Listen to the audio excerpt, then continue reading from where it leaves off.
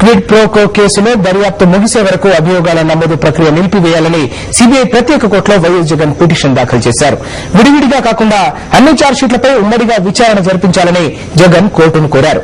మరిన్ని వివరాలు మా కరెస్పాండెంట్ రాజేష్ అందిస్తారు. రాజేష్, వైఎస్ జగన్ దాఖలు చేసిన పిటిషన్లో ముఖ్యాంశాలేంటి?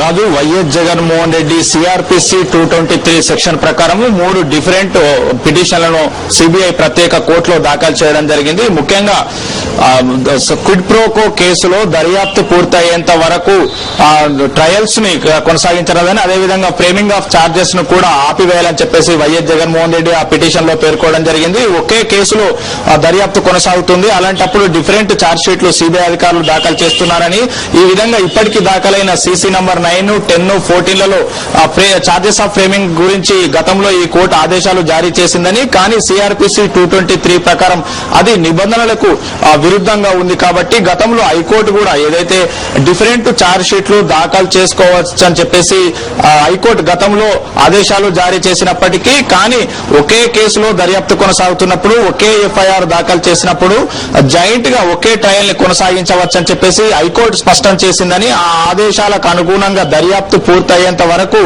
మిగతా ఏదైతే ఛార్జ్ షీట్లు దాఖలయ్యా ఆ ఛార్జ్ షీట్లలో ఎలాంటి ఛార్జెస్ ఆఫ్ ఫ్రేమింగ్ ను నిర్వహించాలని చెప్పేసి వైఎస్ జగన్మోహన్ రెడ్డిని సిబిఐ ప్రత్యేక కోర్టును కోరడం జరిగింది. దీన్ని అప్పటి వరకు నిలిపివేయాలని, అన్నింటినీ కలిపి ఒకే ఛార్జ్ షీట్, అన్ని ఛార్జ్ షీట్లు దాఖలైన తర్వాత వాటన్నిటిని కలిపి అభియోగాల నమోదు ప్రక్రియ ప్రారంభించాలని చెప్పేసి కూడా వైఎస్ జగన్మోహన్ రెడ్డి సిబిఐ కోర్టును కోరడం జరిగింది. రాజు, థ్యాంక్ యూ రాజేష్, వివరాల నుంచి.